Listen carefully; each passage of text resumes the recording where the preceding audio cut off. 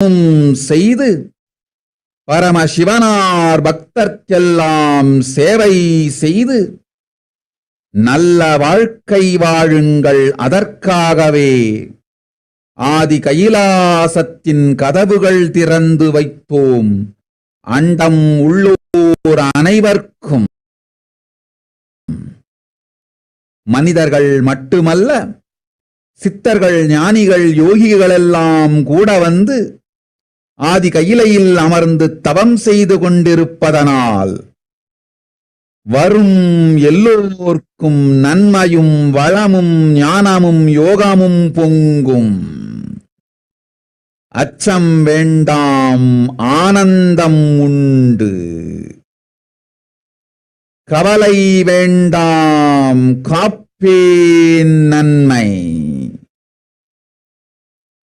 ஓம் ஓம் ஓம் ஓம் ஓம் ஓம் ஓம் ஓம். சுகம் அது உண்டு, ஞானமும் உண்டு. அச்சம் வேண்டாம், ஆனந்தம் உண்டு. சங்கடம் தீர்க்கின்றேன், சமயத்தில் வந்துதவும். சமயபுரத்து கண்ணாத்தாள் நான்.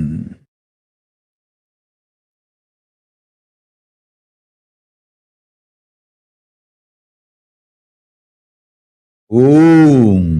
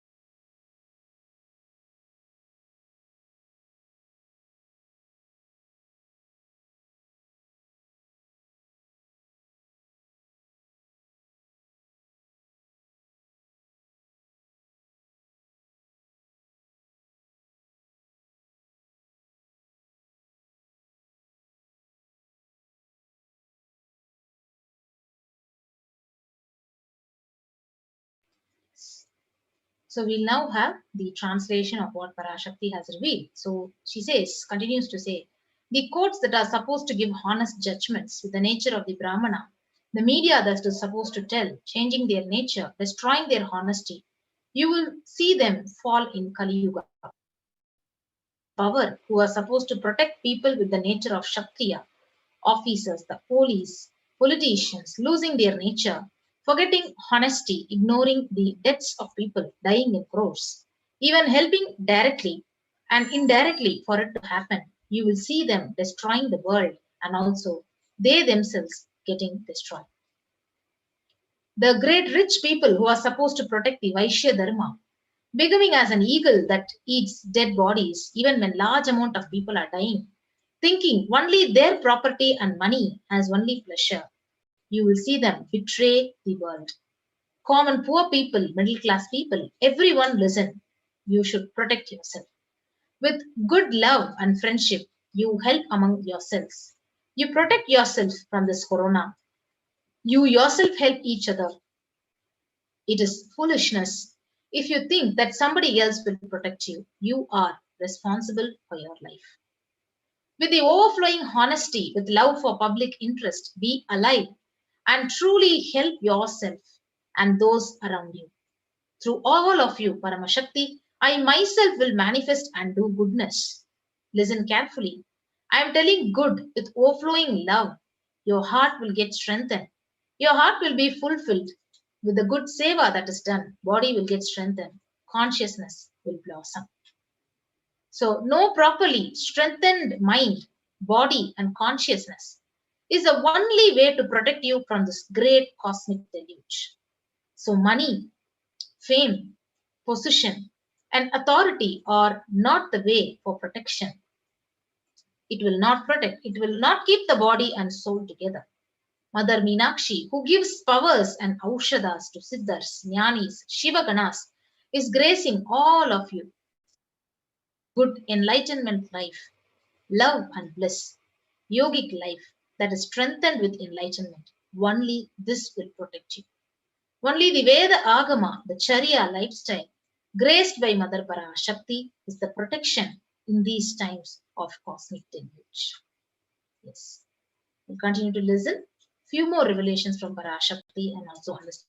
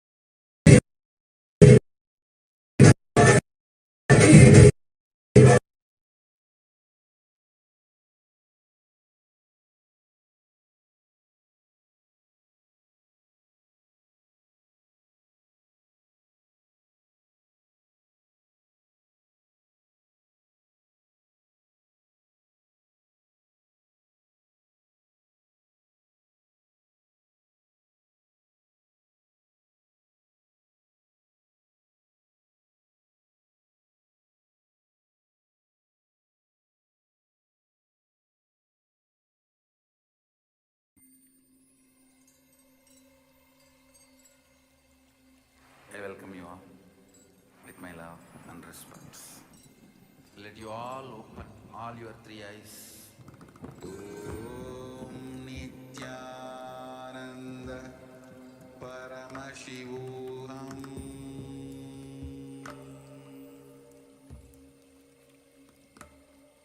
Om Nithyananda Paramashivoham.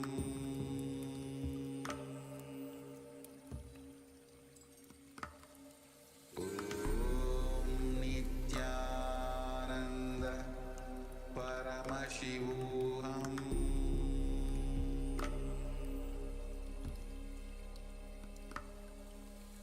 Om Nithyananda Paramashivoham.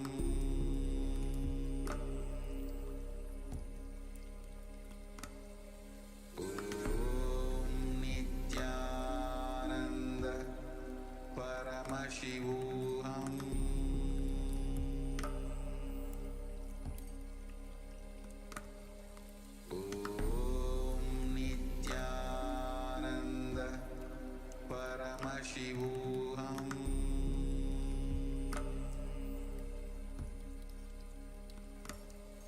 Om Nithyananda Paramashivoham.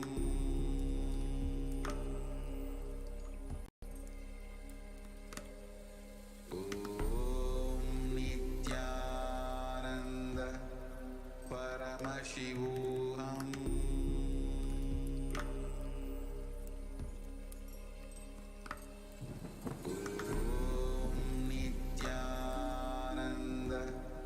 Paramashivoham.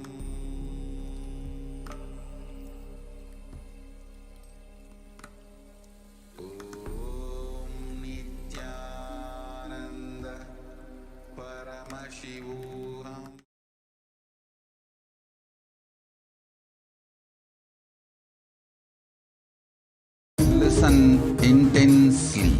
Life, consciousness in you does not end while your body drops dead. It moves from different universes, vertical time zones, lives in different time zones as per its free will, knowledge, desire, but ultimately to get enlightened, complete liberation, Paramashiva Padam, your soul has to come back to this karma bhumi, the Bhumandala.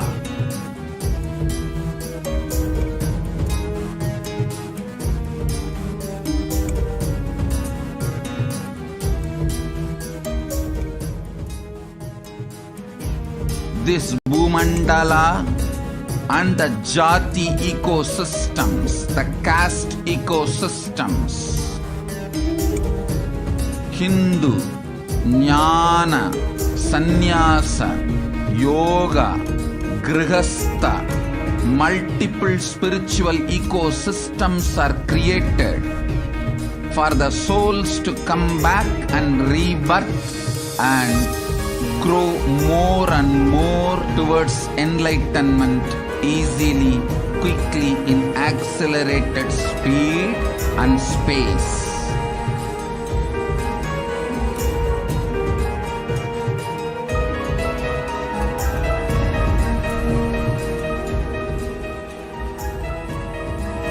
Understand the secret of Sayujya Mukti. Your Kundalini Shakti experiences the bondage inside your body due to compulsive sexual appetite. All the male bodies building intense yogic body through yoga and pranayama, building the mind of Tyaga-centric, will heal your compulsive sexual appetite and make you reach Sayujya. All female bodies, love-centered care, serving every being, will liberate you from the compulsive sexual appetite and make your Kundalini reach Sahasrara, which is Kailasa, Paramashivapada, Sayujya.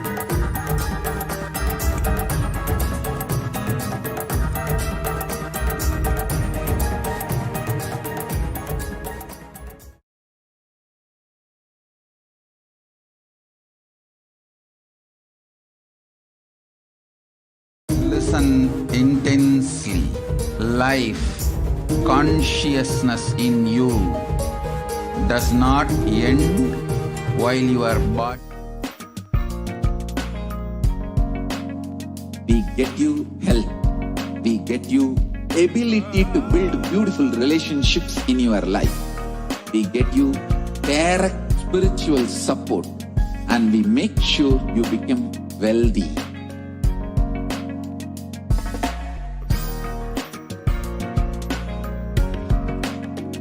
We won't stop giving you just good life. We will literally not stop till you live enlightened life. Manifesting the state of Paramashiva, space of Paramashiva, powers of Paramashiva, being of Paramashiva.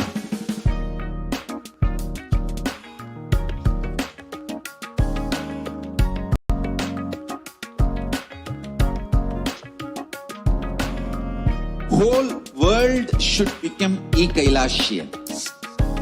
I want the whole world to know Hindus have something great to contribute to the world. What I mean by the word Kailasa Listen intensely. Enlightenment ecosystem, literally enlightenment itself, in your own home, wherever you are. If you cannot come to Kailasa, it's okay. Kailasa can come to you. Kailasa coming to you is Kailasa.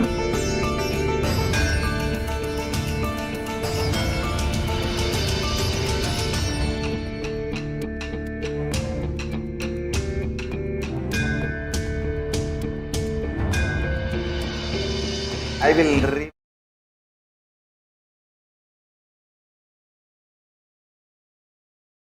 Listen intensely.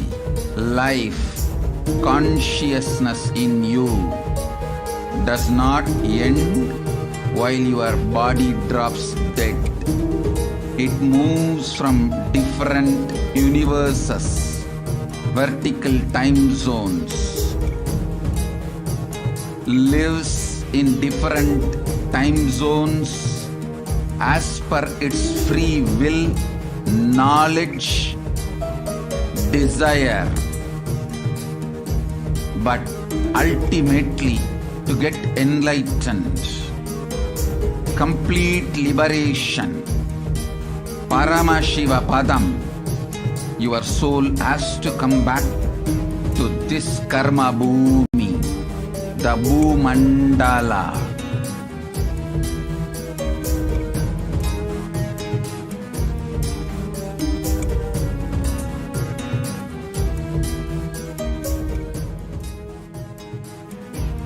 This Bhumandala and the Jati ecosystems, the caste ecosystems,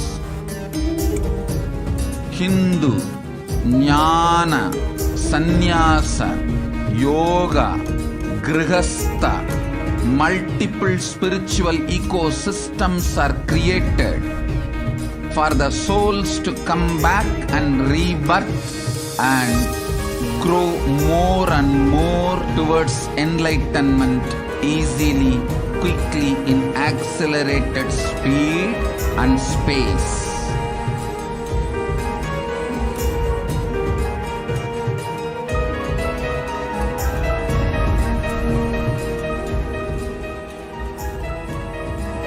Understand the secret of Sayujya Mukti.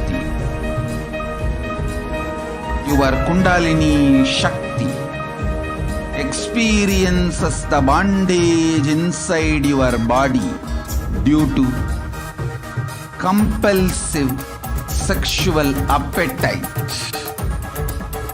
All the male bodies building intense yogic body through yoga and pranayama, building the mind of Tyaga-centric, will heal your compulsive sexual appetite and make you reach Sayujya.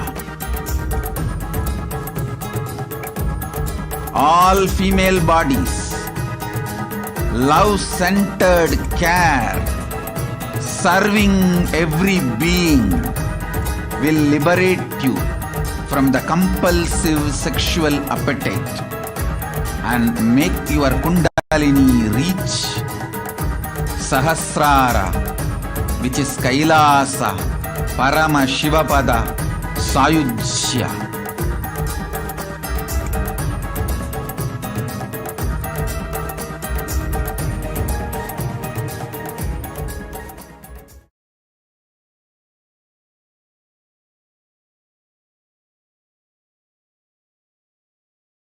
Listen intensely. Life, consciousness in you does not end while your body drops dead. It moves from different universes, vertical time zones, lives in different time zones as per its free will, knowledge, desire, but ultimately to get enlightened, complete liberation, Paramashiva Padam, your soul has to come back to this karma bhumi, the Bhumandala.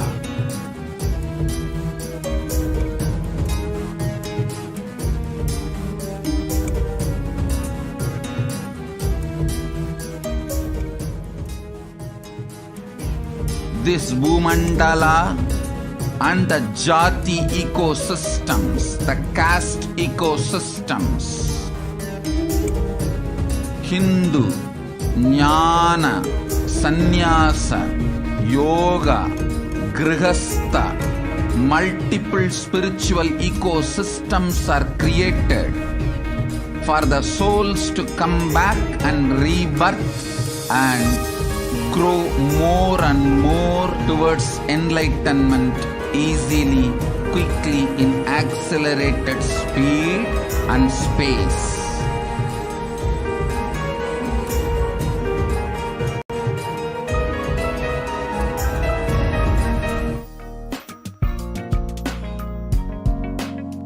We get you health. We get you ability to build beautiful relationships in your life. We get you direct spiritual support, and we make sure you become wealthy.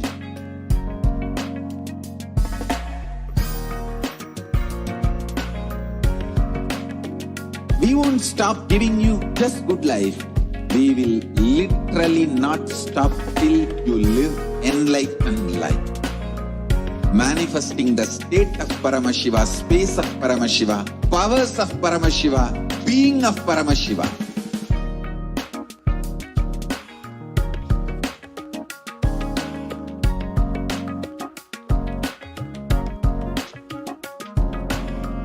Whole world should become Kailasians.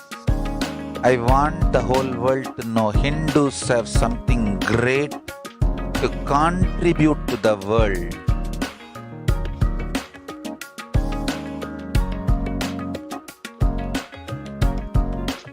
We have something great to contribute to the world. Let us do that.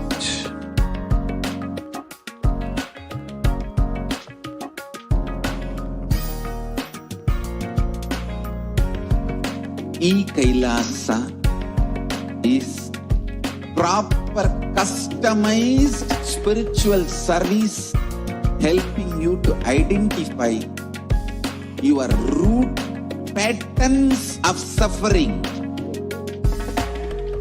We have perfected the science of helping every individual from every cultural, religious, nationality background.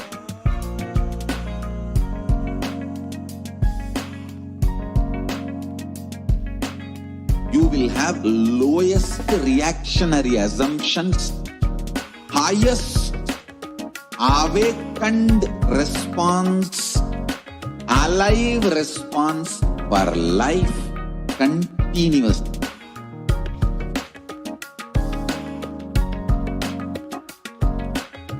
Kailasa is enlightenment ecosystem, literally enlightenment itself in your own home, wherever you are. Proper customized spiritual service helping you to complete with your life negativity, withdrawal from life, self-hatred, self-denial, self-doubt, so much of tiredness, laziness. We can support you aligning your diet, your attitude, your aptitude, your understanding about life. We can help you with everything.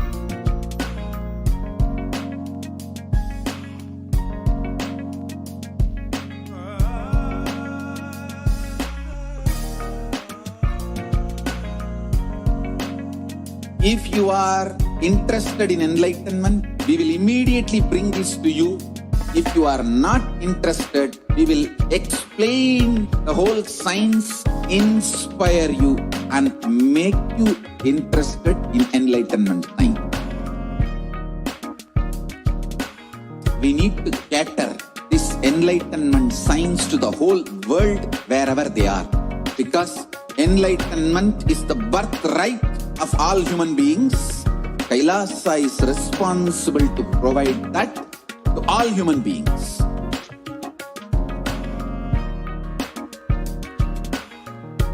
Kailasa is the totality of the knowledge I received from my gurus and practice. What I mean by the word Kailasa, listen intensely. Enlightenment ecosystem, literally enlightenment itself, in your own home, wherever you are. If you cannot come to Kailasa, it's okay. Kailasa can come to you. Kailasa coming to you is Kailasa.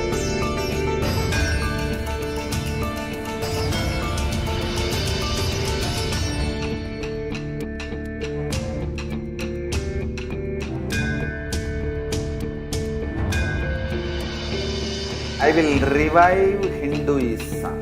I am a Hindu revivalist, not by any revolution, but by evolution.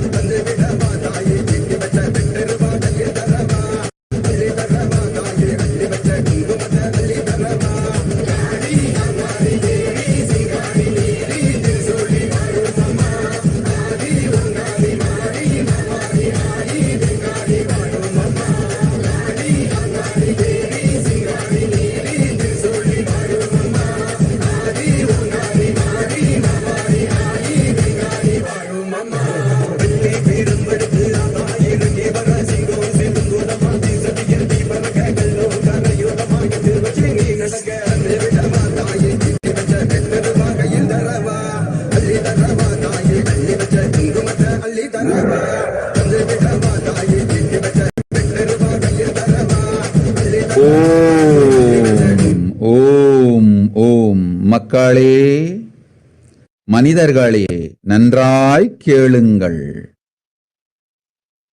கொத்து கொத்தாய் கும்பல் கும்பலாய் கோடிகளில் மக்கள் மடிவதைக் கண்டும் காணாது அரசு செய்வோர் இருப்பதனால் அவர்களெல்லோருக்குள்ளும் இருக்கும் அரக்க குணங்கள் விழித்து மக்கள் மாண்டாலும் மடிந்தாலும் தன் பதவியும் அதிகாரமும் போதும் என்கின்ற கொடூர சுயநல தமோகுணம் உயிர்த்தெழுந்து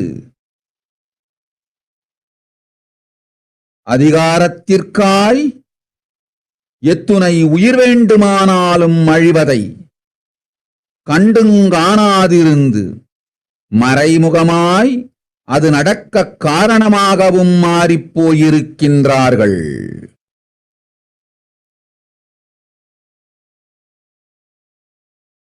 நன்றாய் புரிந்து கொள்ளுங்கள். பாமர மக்களே, ஏழை எளிய மக்களே, நடுத்தர மக்களே, சாமானிய வர்க்கத்தவர்களே, நமக்கு நாமே காவல். நம் எல்லோருக்குள்ளும் பொங்கி எழும் அன்பினால், நல்லதன்மையினால், சத்வகுணத்தினால் ஒருவருக்கொருவர் உதவிகள் செய்து கொண்டு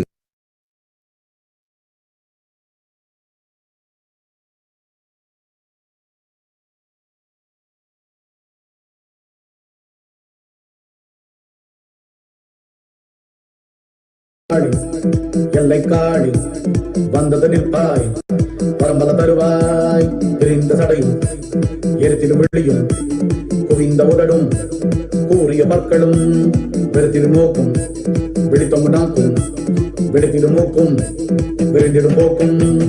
காளி மாகாளி காளி மாகாளி காளி மாகாளி மாகாளி காளி மாகாளி காளி மாகாளி காளி மாகாளி மாகாளி வருத்ததனமும். ஓம் நன்றாய் கேளுங்கள் மக்களே. அன்னை நானே முழுமையாய் மலர்ந்தருளினேன். கவலை இல்லை, கோபமும் இல்லை, அச்சமும் இல்லை, ஆசையும் இல்லை, அருளும் ஆனந்தமும் கருணையும் மட்டுமே கொண்டு உங்கள் எல்லோர்க்கும் நன்மை தந்திட, நன்மை செய்திட பரமசக்தி பரஷோடசி மீனாட்சி மலர்ந்தருளினேன். இங்கு கண்டுகொண்டிருக்கும் எல்லோரிடத்தும் அன்னை ஆனந்தமயமான திருநீற்றும் குங்குமமுமாய் சந்தானமும் ஞானாஞ்சனமுமாய் இப்பொழுது பொங்கி மலர்ந்து அருள் செய்கின்றேன், பெற்றுக்கொள்ளுங்கள். ஆனந்தம் அனைவருக்கும் உண்டு. கேட்ட வரங்களெல்லாம் முறையாய் தந்து கேடில்லா ஞான புகழும் தந்து யோகமும் சுகமும் சக்தியும் அருளுகின்றேன். ஓம் ஓம் ஓம் ஓம்.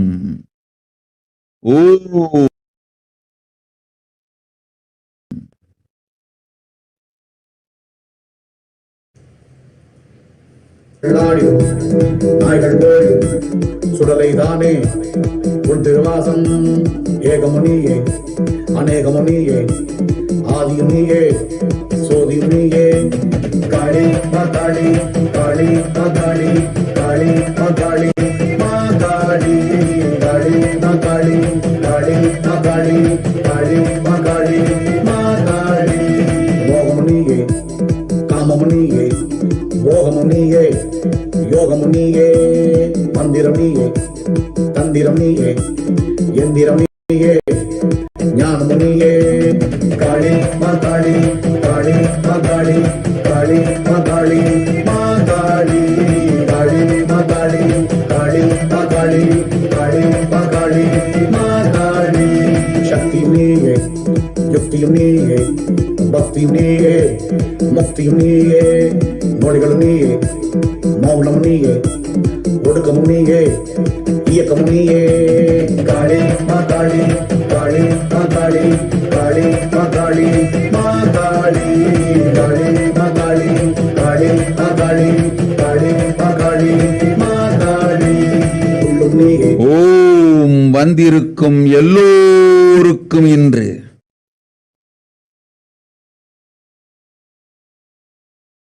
கேட்ட வரத்தை கேட்டபடியே தந்தேன். ததாஸ்து ததாஸ்து ததாஸ்து ததாஸ்து ததாஸ்து.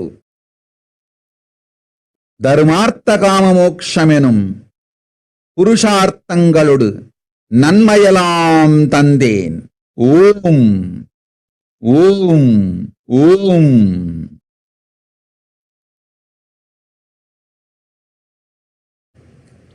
பஞ்ச கிருத்தியங்கள் புரியும் பரமசக்தி எல்லோருக்கும் நன்மை தந்தேன். ஓம் ஓம் ஓம் ஓம்.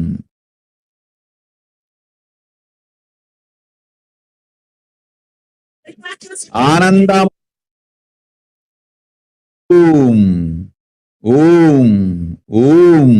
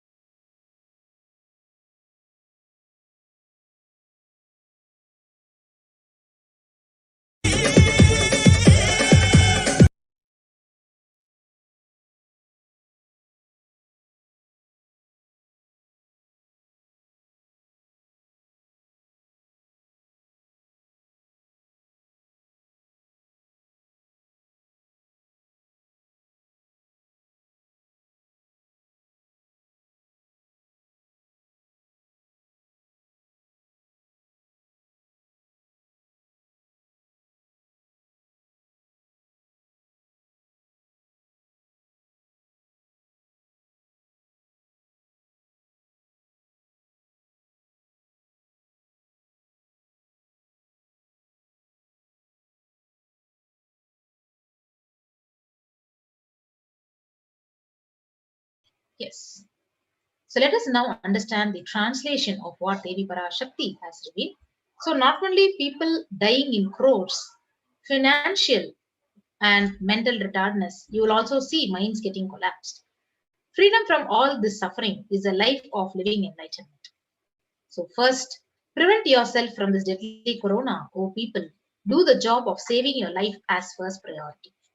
The work that you came for, your personal work, is the life of living enlightenment.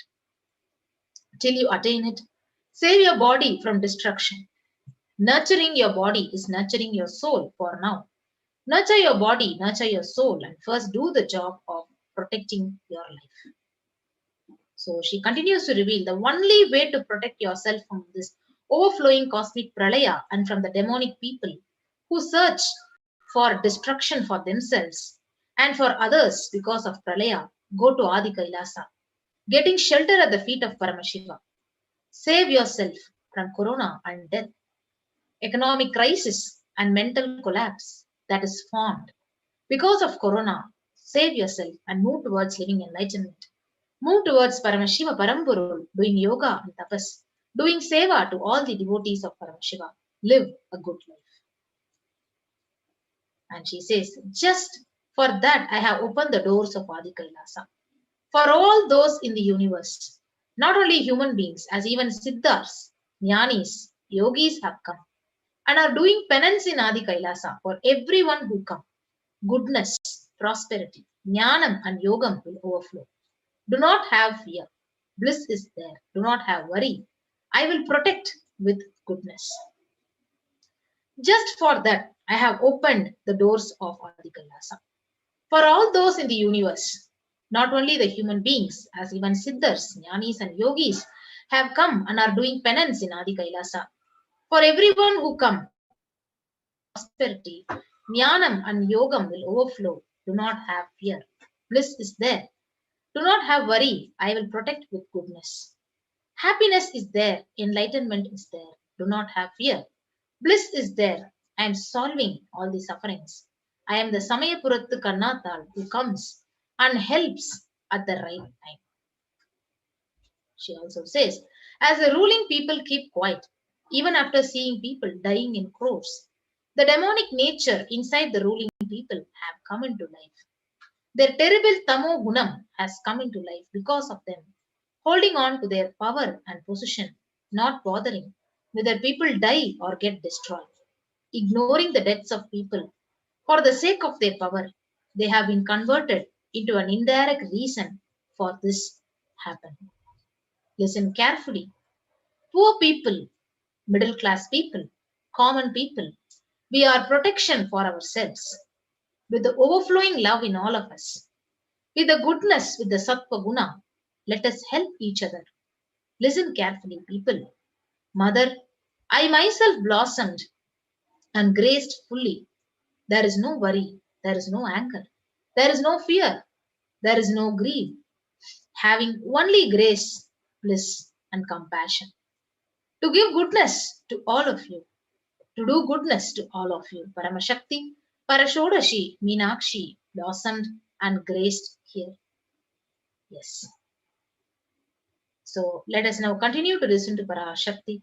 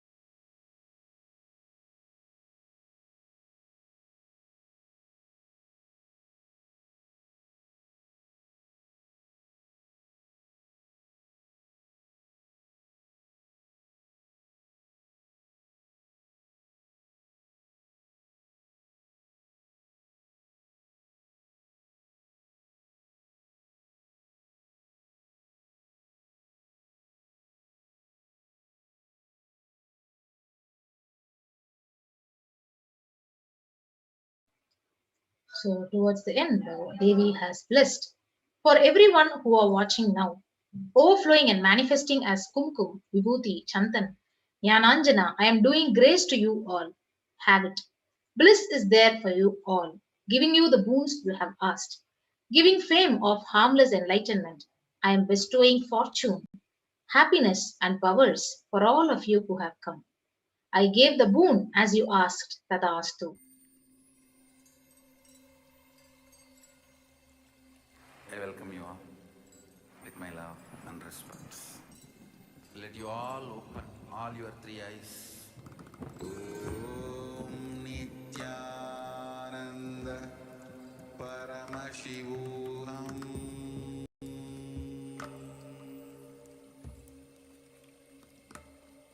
Om Nithyananda Paramashivoham.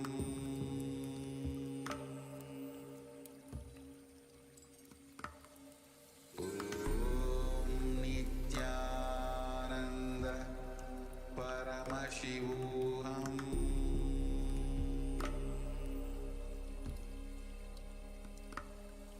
Om Nithyananda Paramashivoham.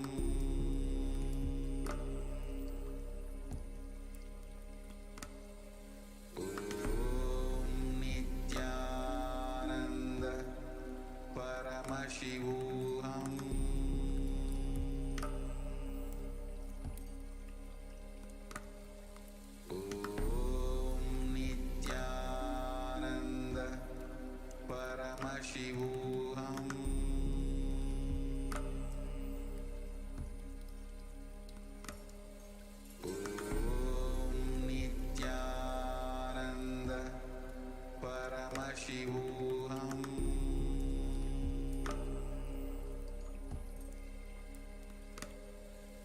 There are some great spiritual sciences unique to Hinduism. Subtle, otherworldly, but definitive sign. Manifesting the cosmic beings in Archavatara, deities in Nijavatara, living incarnations is possible. Understand? Kriya Pada of Vedas and Agamas elaborately explain the whole science of making the cosmic beings manifest in Archavatara, deities and Nijavatara, living incarnations, both. During the Bhava Samadhi Darshan, literally those cosmic beings manifest through this body.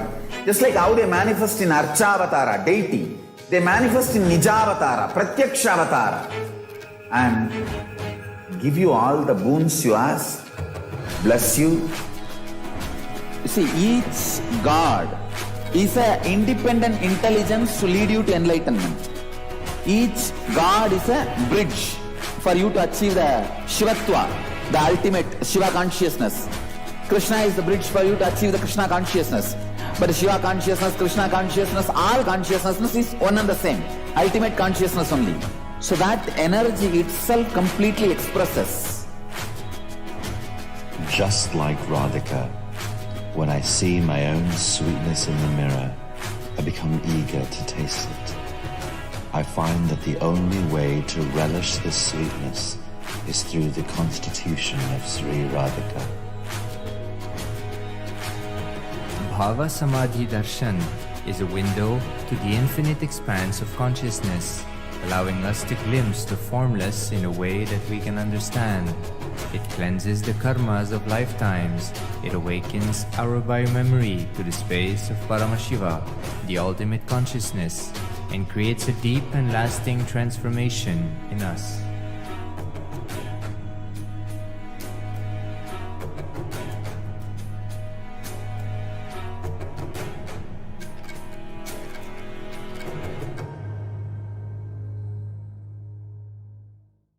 There are some great spiritual sciences unique to Hinduism. Subtle, otherworldly, but definitive sign. Manifesting the cosmic beings in Archavatara, deities in Nijavatara, living incarnations is possible. Understand?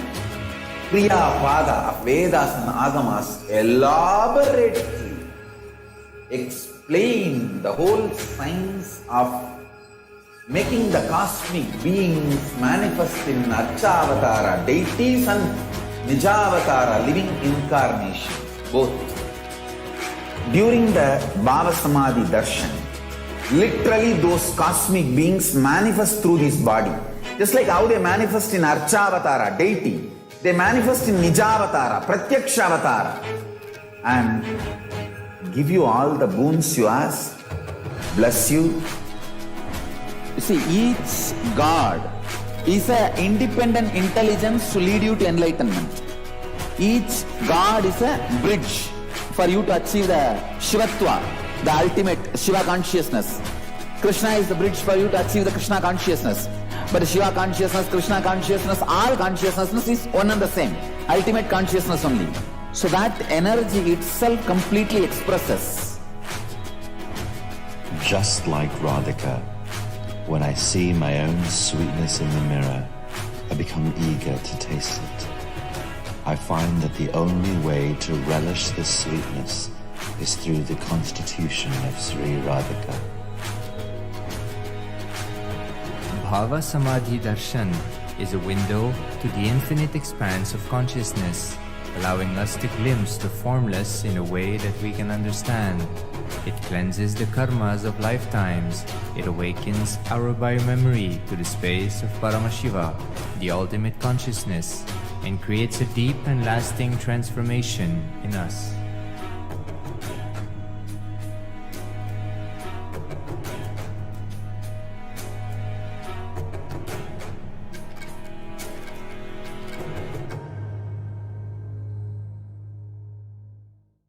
There are some great spiritual sciences unique to Hinduism. Subtle, otherworldly, but definitive sign manifesting the cosmic beings in Archavatara, deities in Nijavatara, living incarnations is possible. Understand? Kriya Pada of Vedas and Agamas elaborately explain the whole science of making the cosmic beings manifest in Archavatara, deities and Nijavatara, living incarnations, both. During the Bhava Samadhi Darshan, literally those cosmic beings manifest through this body. Just like how they manifest in Archavatara, deity, they manifest in Nijavatara, Pratyakshavatara, and give you all the boons you ask, bless you. You see, each God is an independent intelligence to lead you to enlightenment. Each God is a bridge for you to achieve the Shivatva, the ultimate Shiva consciousness. Krishna is the bridge for you to achieve the Krishna consciousness. But Shiva consciousness, Krishna consciousness, all consciousness is one and the same. Ultimate consciousness only. So that energy itself completely expresses. Just like Radhika, when I see my own sweetness in the mirror, I become eager to taste it. I find that the only way to relish this sweetness is through the constitution of Sri Radhika.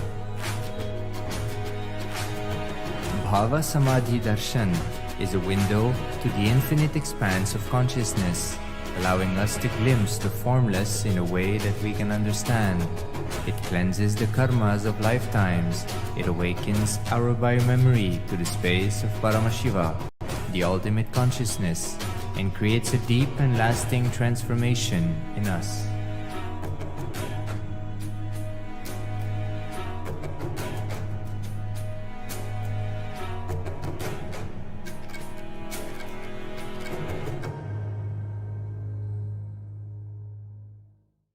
There are some great spiritual sciences unique to Hinduism. Subtle, otherworldly, but definitive sign manifesting the cosmic beings in Archavatara, deities in Nijavatara, living incarnations is possible. Understand? Kriya Pada of Vedas and Agamas elaborately explain the whole science of making the cosmic beings manifest in Archavatara, deities and Nijavatara, living incarnations, both. During the Bhava Samadhi Darshan, literally those cosmic beings manifest through this body. Just like how they manifest in Archavatara, deity, they manifest in Nijavatara, Pratyakshavatara, and give you all the boons you ask, bless you. You see, each God is an independent intelligence to lead you to enlightenment. Each God is a bridge for you to achieve the Shivatva, the ultimate Shiva consciousness. Krishna is the bridge for you to achieve the Krishna consciousness. But Shiva consciousness, Krishna consciousness, all consciousness is one and the same. Ultimate consciousness only. So that energy itself completely expresses. Just like Radhika, when I see my own sweetness in the mirror, I become eager to taste it. I find that the only way to relish this sweetness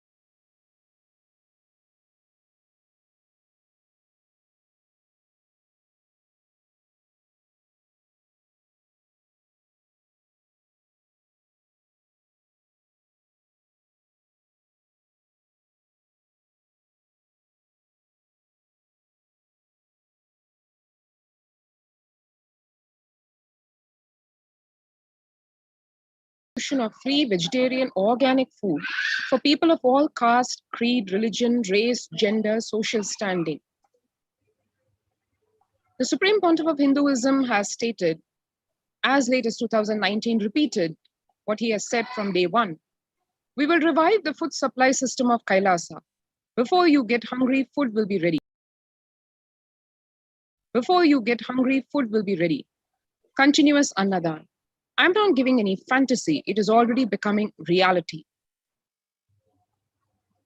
Let us understand the context in the modern scenario, in the modern world of Annadan.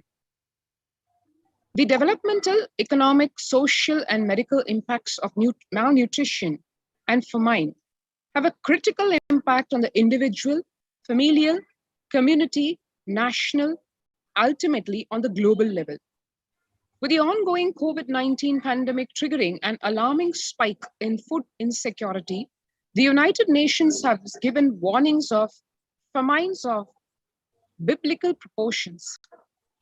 In 2020 alone, 690 million people were estimated to be pushed into food insecurity.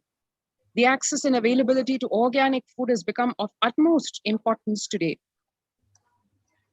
Through Kailasa's Department of Agriculture, the Supreme Pontiff of Hinduism, Jagadguru Mahasannidhanam, His Divine Holiness Bhagavan Nithyananda Paramashivam, has committed to the distribution of free organic food to everyone, not just since the beginning of his public life, but from his very upbringing itself. We can see here, right from the early times of his public life, 22nd November 2002, this shows the early days of Kailasa spiritual mission, where the Supreme Pontiff of Hinduism is seen offering Annadan on the auspicious occasion of Kartika Deepam in Tiruvannamalai, South India. And then fast forward to 2013, where one can see here a very unique aspect, which probably very few spiritual leaders have today. Even with a fractured hand, the Supreme Pontiff of Hinduism is engaged in selfless work of day and night, inspiring the peacekeepers of the Sovereign Order of Kailasa to engage in selfless service, leading the nation of Kailasa by example. In 2011, actually, the Supreme Pontiff of Hinduism had a multiple compound fracture with the bone literally protruding out of his skin on the hand. In 2013, the two steel implants that were fastened in 2011 were removed as the bones had completely healed. And this picture is right after that surgery. 3rd of Jan 2012, this was the time of the Thane cyclone when it had impacted the state of Pondicherry, and the Supreme Pontiff of Hinduism and Kailasa rushed to the aid of the citizens of Pondicherry, residents of Pondicherry across all districts, towns, and villages, and served there day and night for over a month. One can see here pictures of happy, smiling faces of kids, women, as the peacekeepers of Kailasa toiled day and night, cooking nutritious, sattvic, organic food and serving to the people, not just in the camps where the Supreme Pontiff of Hinduism was stationed, but also going in vehicles all over the state, reaching out to every village, every town, and serving the people with the free food. 9th of September 2011, the Nithyananda Annalaya inauguration in Tiruvannamalai in South India. 25th November 2005, the Arogya Yoga Health Workshop being conducted in Tamil Nadu. And here one can see a huge auditorium full of participants of the meditation program, the Nithyananda Spurna meditation program in Salem on 12th December 2007, and the Supreme Pontiff of Hinduism serving food with his own hands, providing the Annadan, inspiring the peacekeepers of Kailasa and the people at large. 28th September 2012, one can see this Nithyananda Spurna meditation program workshop in Tiruvannamalai, India. 27 November 2012, Kartika Deepam celebrations in Tiruvannamalai, one of the largest crowd gatherers, and the peacekeepers of Kailasa serving free food to one and all who were doing the Girivalam or the circumambulation of the sacred Arunachala hill.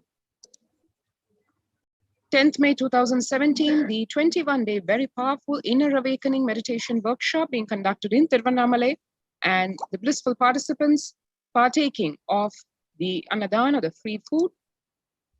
10th April 2017, the Kalpataru meditation workshop being conducted in Tiruvannamalai. And here you can see the Bhandara or the spiritual feast, which is served for the respected spiritual leaders and the Hindu monks. This is a very, very unique tradition in Hinduism, where sadhus or monks are served food, and it's like a feast where everyone partakes of the food. It's a blissful gathering, and with a lot of fervor and singing and declarations, this particular gathering is celebrated. One can see here on 28th April 2016, the Kalpataru meditation workshop being conducted, and people partaking of the free food. 11th March 2017, in the Arunachala Sarvajñapeetham in Tiruvannamalai, Annadan being offered. 18th August 2019, in the Tirchangod Sarvajñapeetham in Erode, Annadan being offered to one and all. 6th July 2019, Annadan distributed during Guru Purnima, the traditional celebration of the Guru in Kailasa in Houston. Needless to say, Annadan or free food is a tradition in Kailasas all over the world, be it in the Eastern Hemisphere or the Western Hemisphere. Here one can see the Supreme Pontiff of Hinduism blissfully serving the food in the Sadashivoham meditation workshop. And 30th May 2020, this unique contribution where after the COVID-19 pandemic started, the Annadan service still continues in the midst of the COVID-19 crisis. And this is happening in our Madurai Adinam, which is the Shamalapetha Sarvajñapetha. And here people are being served the free food by the sannyasis of the Sovereign Order of Kailasa. Let's take this time to watch one unique video where one can contrast what the Supreme Pontiff of Hinduism is contributing versus what the colonial rulers did in India in terms of food.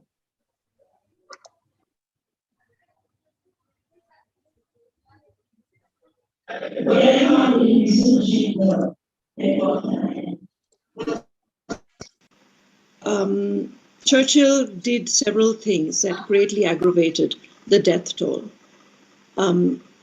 India was being used extensively for the war effort. Indian resources, Indian soldiers, and Churchill repeatedly refused to acknowledge the fact that the extent to which India was used could lead to famine. Viceroy to India, Archibald Wavell, called the Bengal famine one of the greatest disasters to have befallen people under British rule, and said the reputational damage was incalculable. During one government discussion about famine relief, Secretary of State for India Leopold Amery recorded Mr. Churchill saying that any aid sent would be insufficient because Indians bred like rabbits.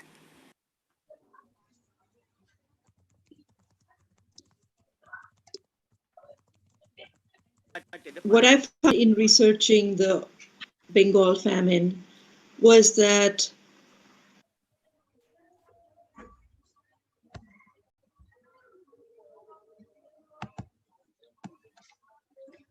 in Ujjain Kumbh Mela, the peacekeepers of Kailasa served organic food to over 3+ million peacekeepers of Kailasa under the leadership of the Supreme Pontiff of Hinduism, who have served more than 1 billion free meals in past 26 years and are determined to end hunger and poverty in all its forms. Kailasa, with 200 peacekeepers at any given time, can deliver what even one of the biggest countries could not deliver. Kailasa is not driven by war, fear, or greed. It is the enlightenment-based nation driven by selfless service.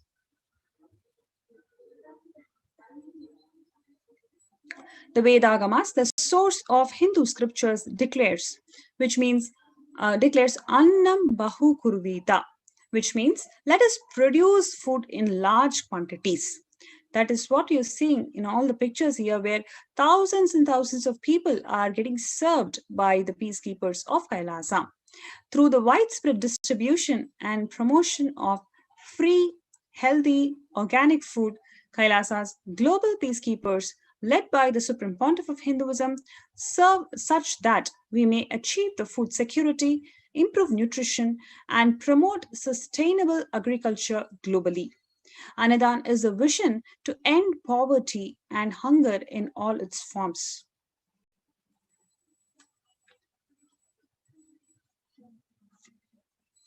So far, we have seen the contributions, enormous contributions, just in the field of Annadan. How much of humanitarian effort that the Supreme Pontiff of Hinduism, one, he has personally done that.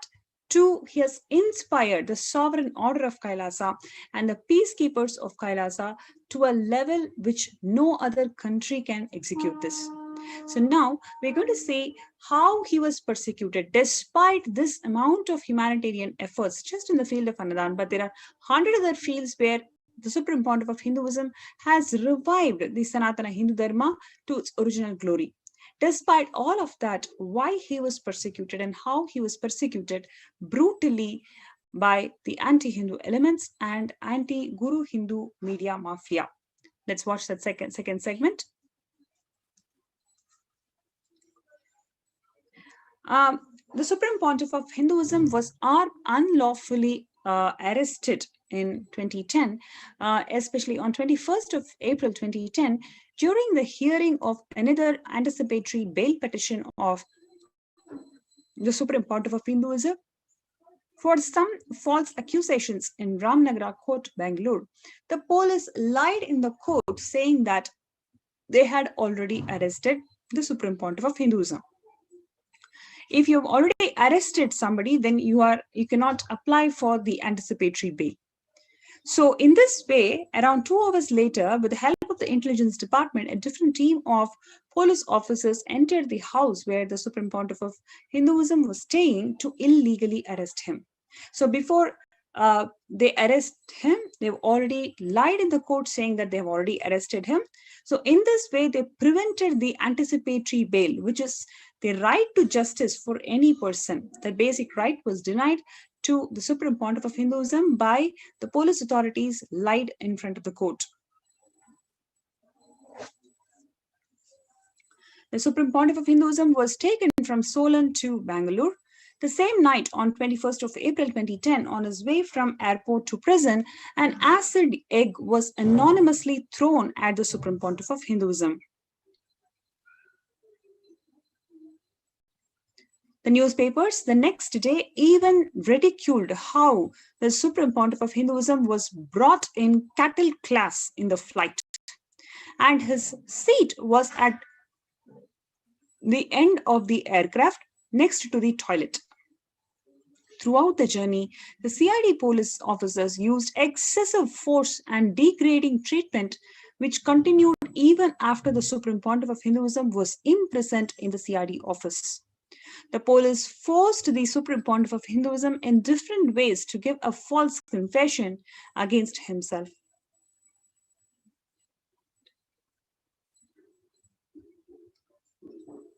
Different officers took turns in torturing, which is grilling, and continuously lied to convince him to give a false confession. Unable to force a false confession, the police officers literally ridiculed the Supreme Pontiff of Hinduism and demanded that they receive healing, as they had got tired of grilling him, and should also receive professional medical support. This was reported by multiple newspapers to mock the Supreme Pontiff of Hinduism and his community.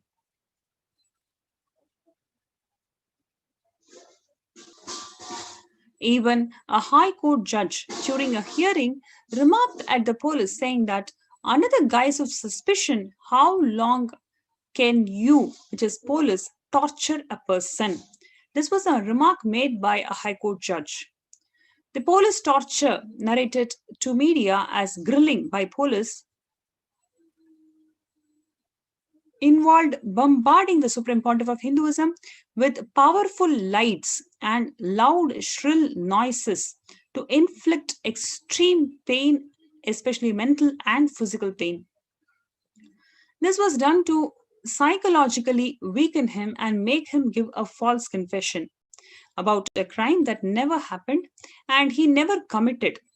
The grilling continued throughout the day and night, late, where the officers took turns not allowing the Supreme Pontiff of Hinduism to have his attorney present.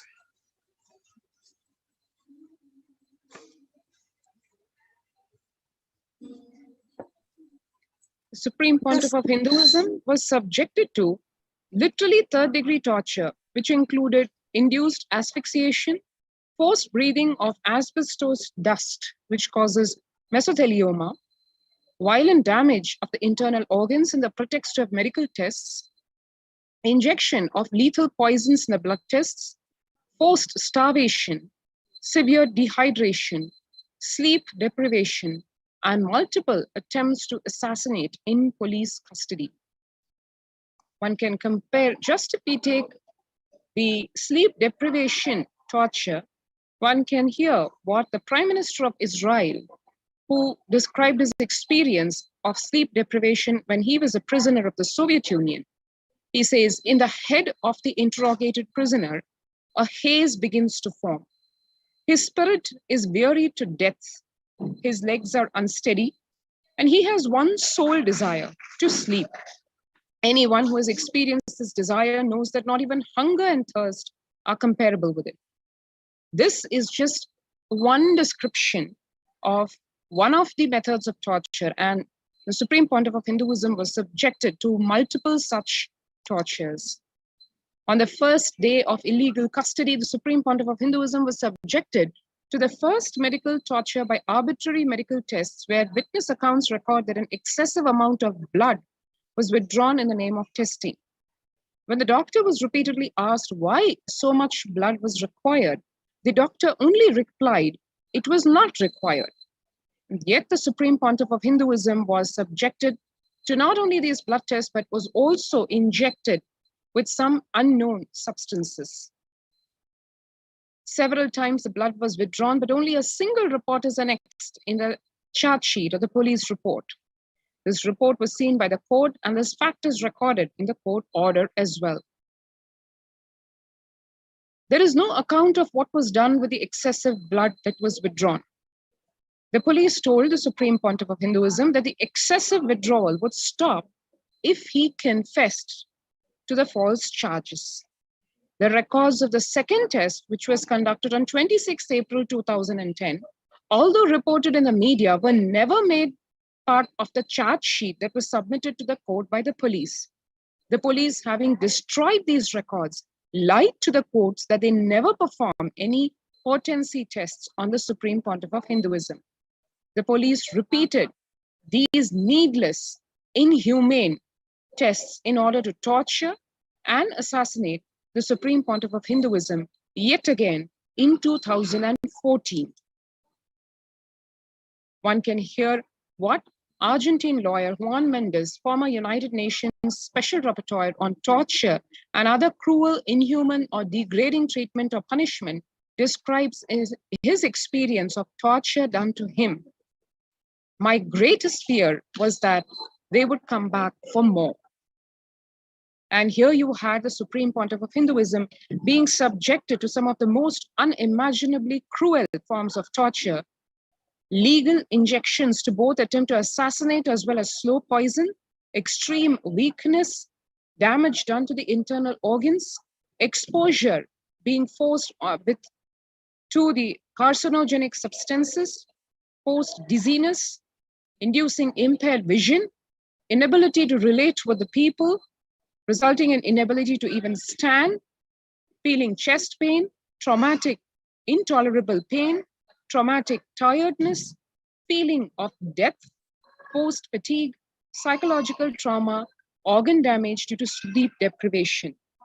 All these, the physical body of the Supreme Pontiff of Hinduism was subjected to, so that somehow he could just be exterminated, and along with him, Kailasa itself. These cells, the prison cells in which the Supreme Pontiff of Hinduism was confined for 53 days, were in absolutely unhygienic, visibly inhuman conditions. The floor was filled with green algae and mold, with stagnant yellow urine water leaking from the sanitary installations from the adjacent cell and attracting mosquitoes. The walls were completely oily with an unknown pungent substance. The cell had no light, fan, or proper ventilation system to let in the fresh air. Eyewitnesses actually told the disciples that the Supreme Pontiff of Hinduism was often experiencing breathing issues and no medical support was provided. When the disciples requested for change of cell, the prison officials told, "This is a palace for the dog who will die in another few days." All this was done to both attempt to assassinate in custody as well as extort false confession and forced self-incrimination, which by their very nature are illegal and do not stand in any court of law. The disciples begged the police to allow them to clean the prison cell, but the officers would neither have the prison staff nor the disciples clean it. As a Hindu monk and the leader of 2 billion Hindus worldwide, the Supreme Pontiff of Hinduism, as per the principles of Hinduism, lives the vow of inner and outer cleanliness, which was purposely violated, especially to break the spirit of the Supreme Pontiff of Hinduism and the Adi Shaivite minority community and the core disciples of the Supreme Pontiff of Hinduism. One can understand from what the Director of International Police and Partnerships and the Senior Advisor, Physicians for Human Rights USA says, torture is by intention secret. Governments deny it. We have all the laws that make it a crime. And so at least one thing that we have accomplished is that most governments don't want to admit that they did it. The CID would allow the Supreme Pontiff of Hinduism to leave the cell only for interrogation. The restroom was far away from the Supreme Pontiff of Hinduism's cell. He wasn't allowed to go when he needed to, which caused deterioration in his health over the 8 days of police custody. There were no charges against him. There were no victims. There was not even a cogent false charge that the police had finalized to force him to falsely accept. But he was subjected to inhumane treatment with a sadist, inexplicable motive in no connection to aid the investigation. Literally, in a case of both downward internal displacement and external displacement of responsibility and trivialization, meaning the responsibility, which is expected to be with the top brass officials, just gets conveniently and justifiably displaced down to the lowest officers, who naturally are not aware of what the bigger picture is and the intentions are. But in case of any problem in the execution of their sinister plans, the blame is conveniently put on the lowest brass. So that is in downward internal displacement and external displacement of responsibility and trivialization. The CID, for what is called enhanced interrogation, created a special cell, which was on record, ordered to install real harsh lighting and give a freaky Matrix movie-like effect in the work order. We have a snapshot of this. Here you can see the work order signed by the administrative officer of the Director General of Police of the CID, saying, you have a detailed description of how the interrogation room should be, have your hot set, how the hot set should be, and remember that most interrogation rooms are small and consist of nothing but a chair and maybe a table. Make the lighting real harsh and make the room real drab, unless you're going for a freaky effect like in the Matrix. So the intention was very clear: psychologically, mentally torture and break the Supreme Pontiff of Hinduism by giving either an extremely depressing setup or a freaky movie, Matrix movie-like effect. So the room was created for the singular purpose of interrogating the Supreme Pontiff of Hinduism and never used again. The cell was actually fitted with special CCTV cameras, the footage of which would then be given to the media, which would air the video and publish it on their websites, which by definition interrogation is supposed to be absolutely confidential and not go outside the hands of the police. The footage had no audio because CCTV cameras record only video. And yet, the television channels, after getting the footage from the CID, the police, they added their own audio and subtitles and made a defamatory and absolutely self-incriminatory footage that was aired across all television channels so that massive hate propaganda could be spread against the Supreme Pontiff of Hinduism.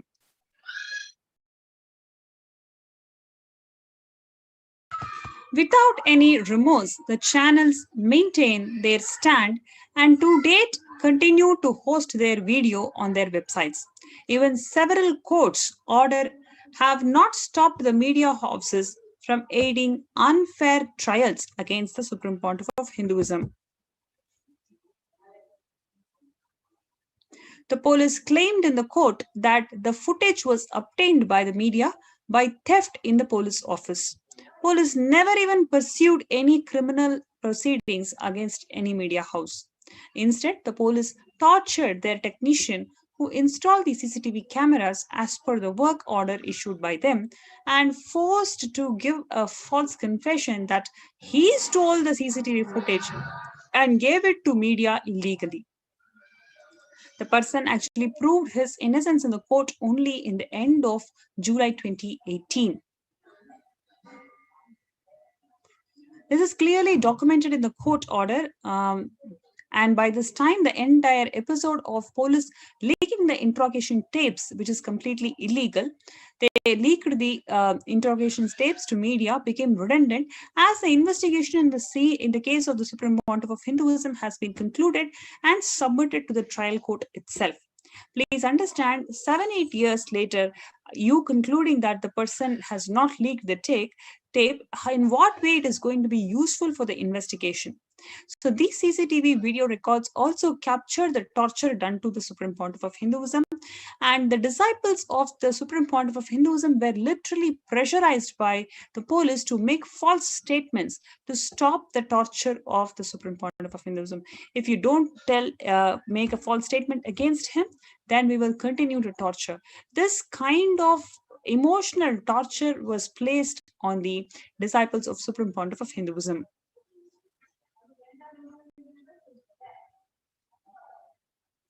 Dr. Andrea Northwood from the Center for Victims of Torture, she says that many patients have told me that the fastest way to make someone crazy is to deprive them of sleep. It is far more effective than the physical assault itself. That is exactly what they did to the Supreme Pontiff of Hinduism, because continuously, day and night, he was tortured, he was sleep deprived to ensure that he was broken and he would make a false confession. That is their whole agenda. In the police custody for more than 8 days, more than 192 hours, the CID ensured that neither food nor water was given to Supreme Pontiff of Hinduism. They literally kept him hungry. The police have even taken from his food and eaten it for themselves.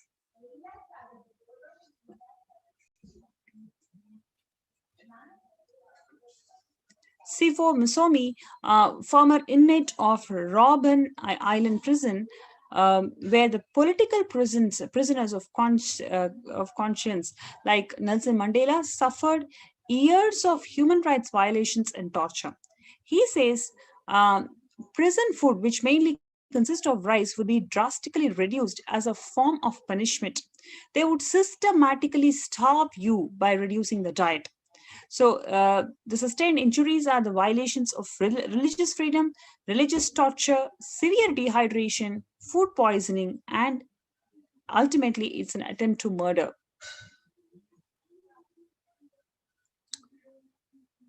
Monday morning, 26th of April 2010, the Supreme Pontiff of Hinduism was forced into another medical torture in the name of what they called as potency test, which was scheduled at the Institute of Nephrology, Victoria Hospital. However, the so-called test was done under the police custody at an undisclosed location. instead of an equipped hospital in spite of security measures that were ordered by the Ramnagara Deputy Superintendent of Police already in place. This was reported by the media. However, all the digital media records have been withdrawn, and only copies of newspapers exist. With the ASNT archives and some libraries of the country, the police records of the event were also destroyed by the police. Like every other day until then, excessive blood was withdrawn from the Supreme Pontiff of Hinduism. He was not allowed to meet his disciples or legal counsel. Unknown substances were injected into the blood vessels of the Supreme Pontiff of Hinduism.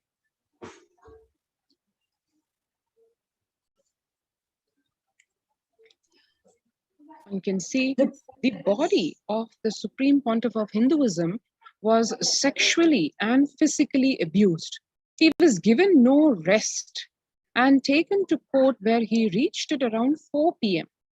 Disciples saw him looking very different. He appeared exhausted, but was still wearing his traditional trademark smile and blessing them.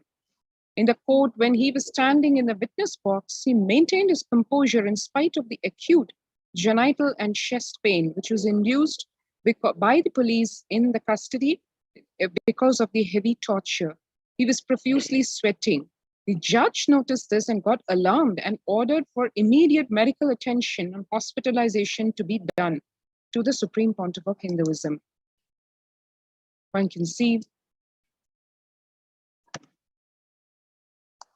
the next morning, 27th April 2010, it was extremely difficult for his body to even stand after the torture and injuries it had already gone through. He was forced to run on a treadmill repeatedly for apparent heart tests, more than what was required at speeds higher than what is needed.